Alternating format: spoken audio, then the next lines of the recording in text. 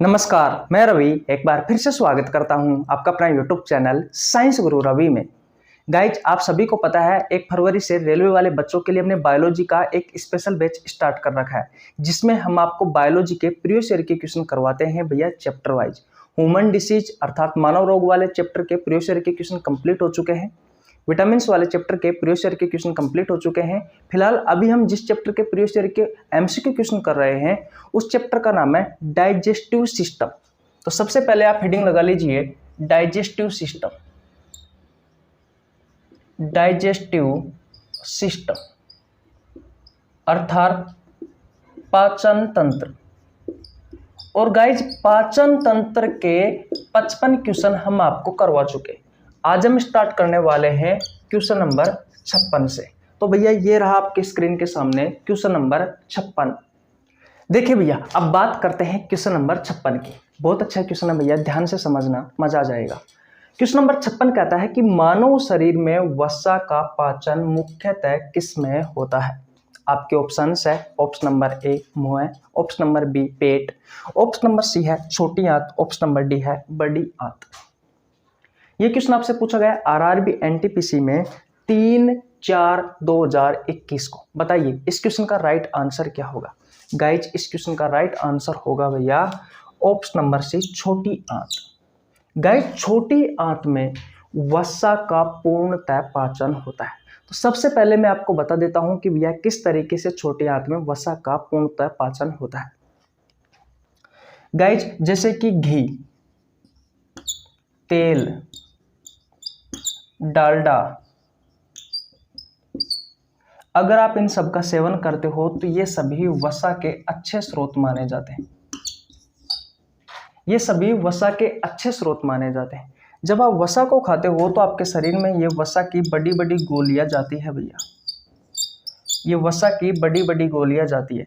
इन वसा की बड़ी बड़ी गोलियों को छोटी छोटी गोलियों में तोड़ने का काम कौन करता है। इन छोटी छोटी गोलियों को तोड़ने, इन छोटी छोटी गोलियों में तोड़ने का काम कौन करता है। तो भैया लीवर। लीवर के बारे में जानते हो, यकृत के बारे में। इस लीवर से बाइल जूस का निर्माण होता है। बाइल जूस का निर्माण होता है। तो भैया ये बाइल जूस करता है। बाइल जूस क्या करता है, इस वसा की बड़ी बड़ी गोलियों को छोटी छोटी गोलियों में तोड़ने का काम करता है। और ये वसा की बड़ी बड़ी गोलियां का छोटी छोटी गोलियों में टूटना ही वसा का पायसीकरण कहलाता है। वसा का पायसीकरण कहलाता है। क्या कहलाता है? वसा का पायसीकरण कहलाता है। इतनी बात क्लियर है। अब ये जो वसा की छोटी छोटी गोलियां है, ये भैया पैंक्रियाटिक जूस में एक एंजाइम पाया जाता है, लाइपेज एंजाइम। ये लाइपेज एंजाइम इन वसा की छोटी छोटी गोलियों को वसीय अम्ल प्लस ग्लिसरॉल में तोड़ देता है। और जो वसीय अम्ल होता है ये वसा की सबसे छोटी इकाई होती है। इसके बाद में इसका पाचन नहीं होता है, इसका अवशोषण होता है और फिर ये लास्ट एंड फाइनल जाकर से इससे ऊर्जा उत्पन्न की जाती है, यानी कि ऊर्जा का निर्माण किया जाता है। इतनी बात क्लियर है? किसी को कोई प्रॉब्लम यहाँ तक बिल्कुल भी नहीं होनी चाहिए। अब ये जो लीवर होता है और ये पैंक्रियाटिक जूस किससे बना होता है, पहले मैं आपको बता दूं, पैंक्रियाटिक जूस निकलता है पैंक्रियाज से। इतनी बात क्लियर है? किसी को कोई प्रॉब्लम यहाँ तक बिल्कुल नहीं होनी चाहिए। जो छोटी आंत होती है, इस छोटी आंत के 3 भाग होते हैं। एक होता है डुडेनम, एक होता है जेजुनम और एक होता है इलियम। तो इस डुडेनियम वाले भाग से 2 ऑर्गन जुड़े हुए होते हैं, एक लीवर जुड़ा हुआ होता है और एक पैंक्रियाज जुड़ा हुआ होता है। ध्यान से समझना मेरी बात को। वसा के पाचन की शुरुआत कहाँ से हुई? सबसे पहले इस लीवर ने बाइल जूस का निर्माण किया। ये लीवर बेटा छोटी आंत के डुडेनियम वाले भाग से जुड़ा हुआ है। ये लीवर जो होता है ये छोटी आंत के डुडेनियम वाले भाग से जुड़ा हुआ होता है। लीवर ने बाइल जूस यानी कि पित्रस का निर्माण किया। इस पित्रस ने क्या किया, इन वसा की बड़ी बड़ी गोलियों को सबसे पहले छोटी छोटी गोलियों में तोड़ा और इस प्रोसेस को कहा जाता है वसा का पायसीकरण। फिर भैया इन वसा की छोटी छोटी गोलियों को इस छोटी आंत के डुडेनियम वाले भाग से ही पैंक्रियाज जुड़ा हुआ होता है, अग्नाशय जुड़ा हुआ होता है, जिससे अग्नाशय रस का निर्माण होता है, जिससे पैंक्रियाटिक जूस का निर्माण होता है। और ये पैंक्रियाटिक जूस में एक एंजाइम पाया जाता है लाइपेज। ये लाइपेज एंजाइम क्या करता है, इन वसा की छोटी छोटी गोलियों को वसीय अम्ल है ग्लिसरॉल में तोड़ने का काम करता है। वसीय अम्ल है ग्लिसरॉल में तोड़ने का काम करता है। ये जो वसीय अम्ल होता है ये वसा की सबसे छोटी इकाई होती है, इसके बाद में ये टूटता नहीं है। यहाँ पर भैया वसा का पूर्ण रूप से पाचन हो जाता है। तो मैं आपसे एक क्वेश्चन पूछता हूं कि भैया वसा के पाचन की शुरुआत हुई कहां से? छोटी आंत से ही हुई, और पूर्णतः पाचन भी कहां हुआ? इसी छोटी आंत में ही हुआ। तो क्वेश्चन आपसे पूछा गया है कि मानव शरीर में वसा का पाचन मुख्यतः किस में होता है? अरे भैया आपकी छोटी आंत में होता है, और छोटी आंत के इस डुडेनियम वाले भाग में होता है। भैया कौन से भाग में होता है? डुडेनियम वाले भाग में, क्योंकि इस डुडेनियम वाले भाग से लीवर भी जुड़ा हुआ होता है, पेंक्रियाज भी जुड़ा हुआ होता है। लीवर बाइल जूस का निर्माण करता है जो वसा की बड़ी बड़ी गोलियों को छोटी छोटी गोलियों में तोड़ता है। पेंक्रियाज पेंक्रियाटिक जूस का निर्माण करता है। इस पेंक्रियाटिक जूस में लाइपेज एंजाइम पाया जाता है जो वसा की छोटी छोटी गोलियों को वसीय अम्ल व ग्लिसरॉल में तोड़ता है। वसीय अम्ल वसा की सबसे छोटी इकाई होती है, इसके बाद में टूटता नहीं है। भैया इतनी बात क्लियर है? किसी को कोई प्रॉब्लम? तो यहाँ पर भैया वसा का पूर्ण रूप से पाचन हो गया है। किसी को कोई प्रॉब्लम बिल्कुल नहीं होनी चाहिए। तो पहले आप स्क्रीनशॉट ले लिए इस चीज का। आशा करता हूं आपको बहुत अच्छे से समझ में आ गया होगा। अब देखिए मैं आपसे और कुछ क्वेश्चन पूछता हूं, पहले मैं इन्हें मिटा देता हूं। भैया इन्हें मिटा दूं? ओके। अब मुझे ये बताओ, बहुत अच्छे अच्छे क्वेश्चन है, डायरेक्ट आपसे आपके एग्जाम में पूछी जाती है। सबसे पहले छोड़ो, इसको छोड़ो, ये बताओ आपके मुंह में किसका पाचन होता है? भैया आपके मुंह में किसका पाचन होता है? तो आपके मुंह में होता है बेटा कार्बोहाइड्रेट का पाचन। जब आप खाना खाते हो तो भैया सबसे पहले भोजन कहाँ जाता है? आपके मुंह में जाता है, और इस मुंह में कार्बोहाइड्रेट का पाचन होता है। कार्बोहाइड्रेट का पाचन होता है, लेकिन कार्बोहाइड्रेट का पूर्ण रूप से पाचन नहीं होता है। मैंने आपको पढ़ा रखा है भोजन के जो मुख्य अवयव होते हैं उनमें कार्बोहाइड्रेट, प्रोटीन और लिपिड्स यानी कि वसा, ये मुख्य है। इनका ही हमारे शरीर में पाचन होता है। किस तरीके से कार्बोहाइड्रेट का पाचन होता है, किस तरीके से वसा का पाचन होता है, किस तरीके से प्रोटीन का पाचन होता है, ये मैंने आपको पढ़ा रखा है। अगर आपने नहीं पढ़ा है तो आपको नीचे लिंक डिस्क्रिप्शन में मिल जाएगा। फिलहाल मैं अभी क्वेश्चन बता रहा हूं कि मुंह में किसका पाचन होता है, तो कार्बोहाइड्रेट को होता है। और कार्बोहाइड्रेट का भी पूर्ण रूप से पाचन नहीं होता भैया, अपूर्ण पाचन होता है। और छोटी आंत में कहाँ होता है? कार्बोहाइड्रेट का छोटी आंत में पूर्ण रूप से पाचन होता है। इतनी बात क्लियर है? आपके पेट में जो होता है वो भैया प्रोटीन के पाचन की शुरुआत होती है, और प्रोटीन के पाचन की शुरुआत होती है आपके पेट में, लेकिन पूर्ण रूप से पाचन नहीं होता बेटा आपके पेट में प्रोटीन का, छोटी आंत में जाकर के पूर्ण रूप से होता है। मैंने क्या कहा? आपके कार्बोहाइड्रेट के पाचन की शुरुआत आपके मुंह से हुई, लेकिन लास्ट एंड फाइनल छोटी आंत में जाकर के पूर्ण रूप से पाचन होता है कार्बोहाइड्रेट का। आपके पेट में प्रोटीन के पाचन की शुरुआत हुई, और भैया छोटी आंत में जाकर के पूर्ण रूप से पाचन होता है। वसा के पाचन की शुरुआत छोटी आंत में ही हुई, और भैया छोटी आंत में ही खत्म हुई। लेकिन अगर आपसे क्वेश्चन पूछा जाए कि कार्बोहाइड्रेट के पाचन की शुरुआत कहां से होती है, तो मुंह से होती है। और मुंह में इसके अलावा प्रोटीन का पाचन नहीं होता, वसा का पाचन नहीं होता, सिर्फ कार्बोहाइड्रेट को होता है। कार्बोहाइड्रेट का भी अपूर्ण होता है, पूर्ण कहां होता है? छोटी आंत में जाकर के।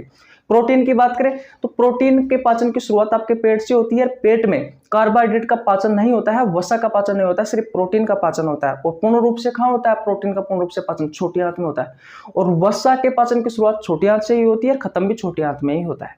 इतनी बात क्लियर है? ये क्वेश्चन आपसे आपके एग्जाम में पूछे जाते हैं, इनके बारे में आपको ध्यान रखना है भैया। तो आशा करता हूं क्वेश्चन नंबर 56 आपको बहुत अच्छे से समझ में आ गया होगा। कल होली है भैया, तो होली की धुलेंडी की छुट्टी रहेगी, और एक दिन और आपको एक्स्ट्रा जोड़ना पड़ेगा। आपकी इस बैच की छुट्टी 3 दिन की है। सुबह 7 बजे क्लासें आएगी भैया, रोज होली के दिन भी आएगी, धुलेंडी के दिन भी आएगी, और उसके दूसरे दिन भी आएगी। यानी कि सुबह 7 बजे तो क्लास आएगी। सुबह 7 बजे होली के दिन जो क्लास आएगी उसमें मैं आपको पढ़ाने वाला हूँ एंडोक्राइन ग्लैंड के बारे में।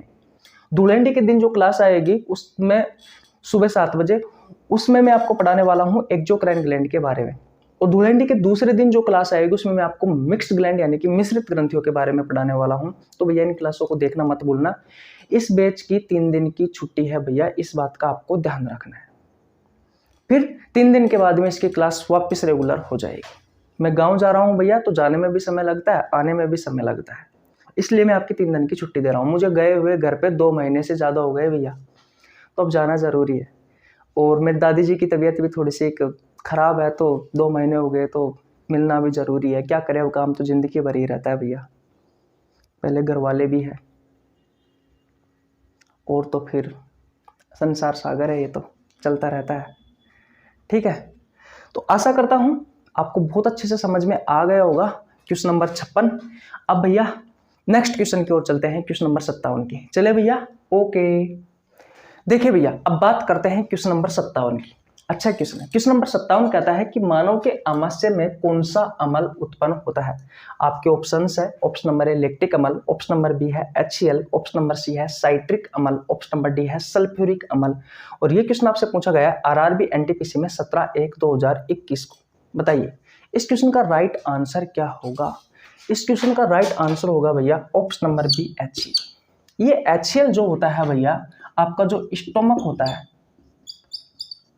आपका जो आमाशय होता है, इस आमाशय में अंदर की तरफ ऊतकों की बनी हुई एक परत होती है जिसे कहा जाता है गैस्ट्रिक ग्लैंड, यानी कि जठर ग्रंथि।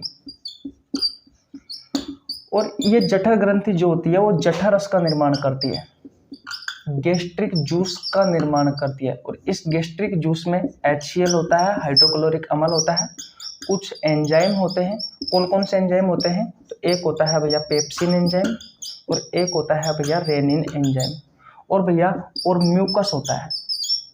म्यूकस, इसे श्लेष्मा कहा जाता है हिंदी में। ये एक चिपचिपा पदार्थ होता है जो HCl के प्रभाव से आपके पेट के जो अंदरूनी परत होती है उसको बचाता है भैया। अब आपसे क्वेश्चन पूछा गया है कि मानव के आमाशय में कौन सा अम्ल उत्पन्न होता है, तो कौन सा अम्ल उत्पन्न होता है? HCl। लेकिन अगर आपसे कोशिका के बारे में पूछा जाए कि भैया ये HCl जो है, यानी कि हाइड्रोक्लोरिक जो अम्ल है भैया, ये किन कोशिकाओं से उत्पन्न होता है? तो ऑक्जिनेटिक सेल से उत्पन्न होता है। ऑक्जिनेटिक जो सेल होती है, ये ऑक्जिनेटिक सेल भैया इस HCl का निर्माण करती है। ये ऑक्जिनेटिक सेल HCl का निर्माण करती है। ये ऑक्जिनेटिक सेल किस में पाई जाती है? इन जठर ग्रंथियों में पाई जाती है। इतनी बात क्लियर है। अब HCl का कार्य क्या है, मैंने आपको कल भी पढ़ाया था, आज भी फिर बता रहा हूँ। HCl का पहला कार्य, HCl के कार्य, इसका पहला कार्य देख लीजिए। भोजन के साथ अगर मान लीजिए कोई बैक्टीरिया आ गया, तो उन बैक्टीरियाओं को नष्ट करने का काम करता है, पहला कार्य। दूसरा, भोजन को पेट में सड़ने से बचाता है, भोजन को पेट में सड़ने से बचाता है। तीसरा, भोजन को अम्लीयता प्रदान करता है, भोजन को अम्लीयता प्रदान करता है, अम्लीयता प्रदान करता है। और चौथा, इसका मोस्ट इंपोर्टेंट कार्य है भैया, क्या होता है कि आपके जो गैस्ट्रिक जूस में, यानी कि जठर रस में जो एंजाइम पाए जाते हैं, पहले निष्क्रिय अवस्था में होते हैं। और ये जब निष्क्रिय अवस्था में होते हैं तो पेप्सिन होता है पेप्सिनोजन रूप में, पेप्सिनोजन के रूप में होता है। रेनिन जो होता है वो होता है भैया प्रोरेनिन के रूप में। अभी दोनों फिलहाल निष्क्रिय अवस्था में है। ये भैया निष्क्रिय अवस्था है। इतनी बात क्लियर है। ये क्या है? निष्क्रिय अवस्था है। अब पेप्सिनोजन को ये जो HCl होता है वो पेप्सिन में बदल देता है। अब ये सक्रिय हो गया। और प्रोरेनिन को ये भैया HCl जो होता है वो रेनिन में बदल देता है। अब ये दोनों सक्रिय अवस्था में है। तो ये HCl क्या करता है? निष्क्रिय एंजाइमों को सक्रिय एंजाइमों में परिवर्तन करता है। ये भी भैया इस HCl का कार्य है। ये भी भैया इस HCl का कार्य है। कल भी मैंने आपको बहुत अच्छे से समझाया था बेटा, इसके बारे में समझाया था ना? हाँ जरूर भैया समझाया था मैंने आपको। 2 क्वेश्चन करवाए थे इस क्वेश्चन से ही संबंधित। तो आशा करता हूँ क्वेश्चन नंबर 57 आपको बहुत अच्छे से समझ में आ गया होगा। स्क्रीनशॉट ले लीजिए। नेक्स्ट क्वेश्चन की ओर चलते हैं। चले भैया, ओके। देखिए भैया, अब बात करते हैं क्वेश्चन नंबर 58 की। बहुत अच्छा क्वेश्चन है क्वेश्चन नंबर 58। क्वेश्चन नंबर 58 पर जाने से पहले मैं आपको कुछ बताने वाला हूँ। गाइज, हर रोज सुबह 6 बजे कम्युनिटी पोस्ट में मैं बायोलॉजी का एक बेहतरीन क्वेश्चन डालता हूँ, जिसका आंसर हर रोज 1000, 1500, 2000, 2500, 3000 स्टूडेंट देते हैं। आप भी दीजिए ताकि बायोलॉजी के बेहतरीन क्वेश्चनों पर आपके पकड़ बने रहे। ये वो क्वेश्चन होते हैं जो या तो आपसे आपकी प्रतियोगी परीक्षाओं में पहले पूछे गए होते हैं, या फिर इन क्वेश्चनों को आगे पूछे जाने की संभावना रहती है। ऐसे क्वेश्चन होते हैं जो डायरेक्ट आपसे आपके एग्जाम हॉल में मुलाकात करने वाले हैं। इसलिए हर रोज इन क्वेश्चनों का आंसर दिया करो और कमेंट बॉक्स में जरूर बता दिया करो, ताकि भैया वो क्वेश्चन आप भूलो नहीं। कमेंट करने से क्या होता है, माइंड में 2 बार काम करता है हमारा। जो भी आंसर होता है ना, वो एक बार तो आपने बोला, फिर लिखा, फिर आपके दिमाग में वो सेट हो जाता है। कि भैया इस क्वेश्चन का तो यही आंसर है। तो अगर आप हर रोज इन क्वेश्चनों का आंसर देते हो तो बायोलॉजी के अच्छे अच्छे बेहतरीन क्वेश्चनों पर आपकी पकड़ बनी रहेगी और इनका जो रिजल्ट है वो आपको आपके एग्जाम में जरूर देखने को मिलेगा। आइए क्वेश्चन नंबर 58 की बात करते हैं। क्वेश्चन नंबर 58 कहता है कि निम्न में से कौन सा एंजाइम अग्नाशय द्वारा स्रावित होता है। आपके ऑप्शंस है, option number A maltose, option number B है लैक्टोज, ऑप्शन नंबर सी है सुक्रोज, ऑप्शन नंबर डी है ट्रिप्सिन। ये क्वेश्चन आपसे पूछा गया था 29/8/2018 को रेलवे एएलपी टेक्नीशियन वाली एग्जाम में। देखिए भैया ध्यान से समझना, आपका जो पैंक्रियाज होता है, आपका जो पैंक्रियाज होता है, आपका जो अग्नाशय होता है, इस अग्नाशय में एक एप सेल पाई जाती है और ये जो एप सेल होती है ये पैंक्रियाटिक जूस का निर्माण करती है। पैंक्रियाटिक जूस का निर्माण करती है यानी कि अग्नाशयी रस का निर्माण करती है। और इस अग्नाशय रस में 3 एंजाइम पाए जाते हैं। कितने एंजाइम पाए जाते हैं? 3। एक पाया जाता है भैया एमाइलेज एंजाइम, एक पाया जाता है भैया ट्रिप्सिन एंजाइम और एक पाया जाता है भैया लाइपेज एंजाइम। ये 3 एंजाइम पाए जाते हैं। तो आपसे क्वेश्चन पूछा गया है कि निम्न में से कौन सा एंजाइम अग्नाशय द्वारा स्रावित होता है। तो कौन सा होता है बेटा? एमाइलेज, ट्रिप्सिन और लाइपेज। तो इसका राइट आंसर हो जाएगा option number D trypsin.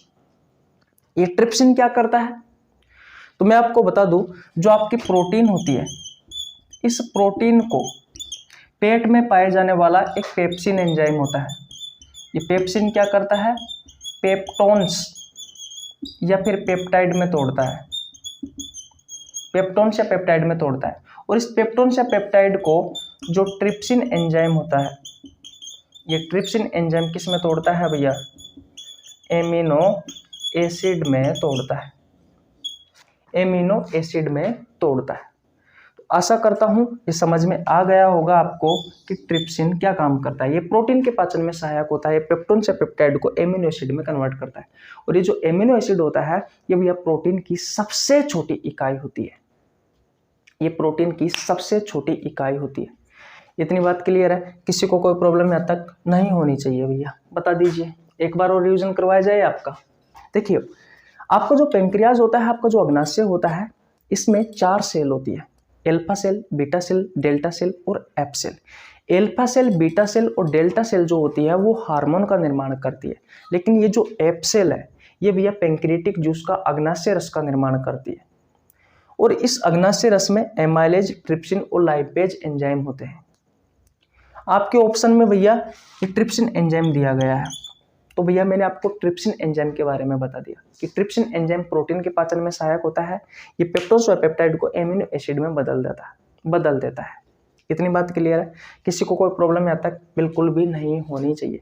Guys अगर आपने पाचन तंत्र वाला चैप्टर नहीं पढ़ा है तो प्लीज आपसे हाथ जोड़कर रिक्वेस्ट है भाई, जाकर पढ़ लेना। सारा का झंझट, सारा का सारा ही झंझट समाप्त हो जाएगा। जितने भी क्वेश्चन मैं करवा रहा हूँ सभी के सभी क्वेश्चन मैंने वहां पर आपको थ्योरी वाले चैप्टर में करवाए हैं भैया। इतनी बात क्लियर है? ओके भाई, तो स्क्रीनशॉट ले लीजिए। नेक्स्ट क्वेश्चन की ओर चलते हैं। चले क्या? ओके भैया।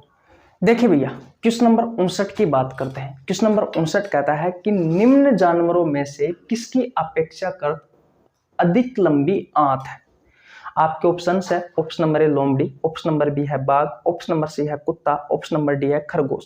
ये क्वेश्चन आपसे पूछा गया आरआरबी एएलपी टेक्नीशियन में 14/8/2018 को। यहाँ से बहुत सारे क्वेश्चन पूछे गए हैं भैया। कॉन्सेप्ट है, मैंने आपको पहले भी बता दिया है और मैं फिर बता रहा हूँ, याद रख लेना। जितने भी शाकाहारी जीव है, ये शाकाहारी जीव क्या खाते हैं बेटा?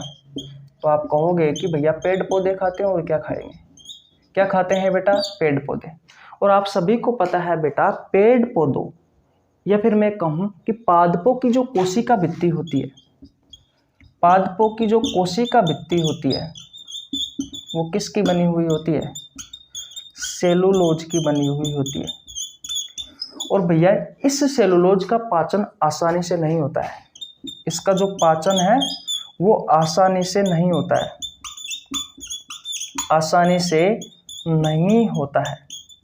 इसलिए जितने भी शाकाहारी जीव है इनकी जो आंत होती है भैया वो लंबी होती है। इनकी तुलना में भैया मांसाहारी जीवों की तुलना में, मांसाहारी जीवों की तुलना में, क्योंकि ये पेड़ पौधे तो खाते नहीं, ये क्या खाते हैं, मांस खाते हैं भैया, मांस खाते हैं।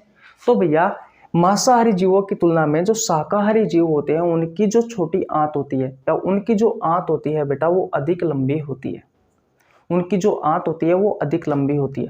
तो लोमड़ी, बाघ, कुत्ता ये नहीं हो सकता, शाकाहारी है खरगोश। तो इस क्वेश्चन का राइट आंसर हो जाएगा ऑप्शन नंबर डी, खरगोश। ये क्वेश्चन आपसे रेलवे एएलपी टेक्नीशियन वाले एग्जाम में पूछा गया था 14/8/2018 को।